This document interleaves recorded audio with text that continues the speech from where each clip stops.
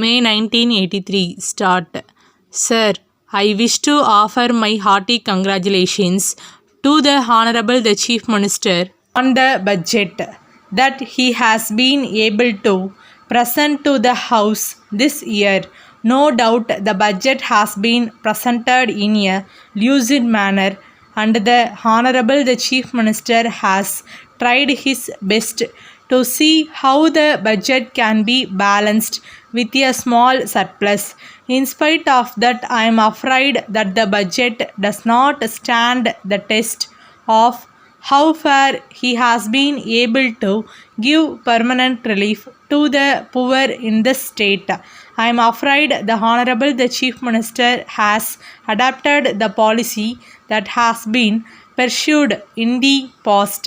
The Finance Minister in the past had only one thing before them, that was to see how best the government could collect cent per cent of the revenues without any reference to the economic or uneconomic condition of the taxpayer.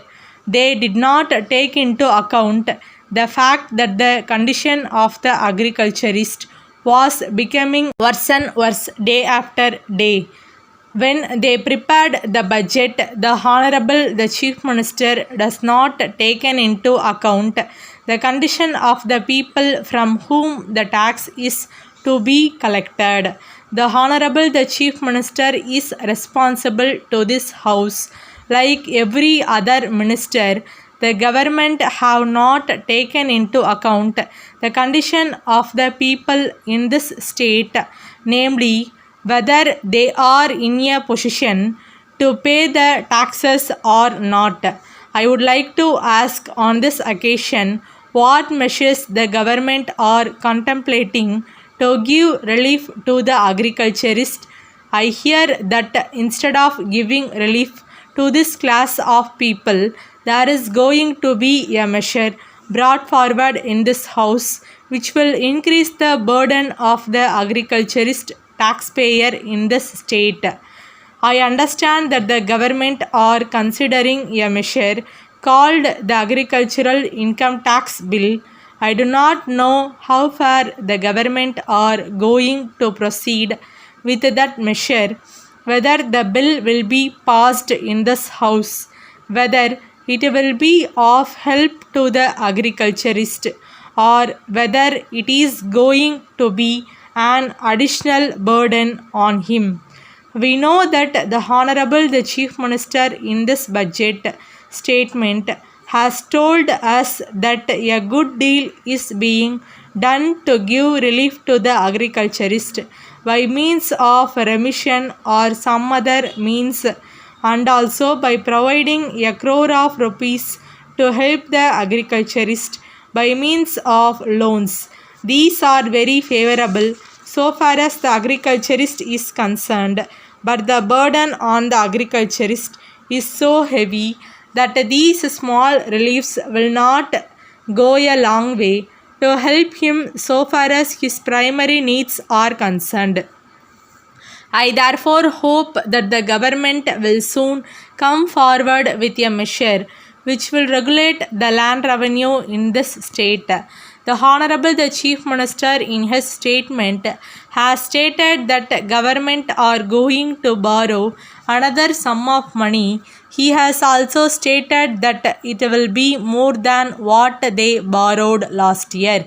Of course, it is true that this amount that they are going to raise by way of loans is not going to be spent so far as the current needs are concerned, and that this amount is going to be set apart for capital expenditure. All the same, I am afraid that the government should not add to the burden of the taxpayer more and more by raising such loans every year. I do not know whether the government will be right in doing so. Letter from Balaji and Company, 3 Armenian Street, Madras, to Mrs. Sundaram and Company, Booksellers and Stationers, 5 South Masi Street, Madurai. Dear Sass, We thank you for your kind enquiry of the third instant. We are glad that you are interested in purchasing your requirements from us. So we have taken special interest in giving you all the particulars that you are requiring in this connection.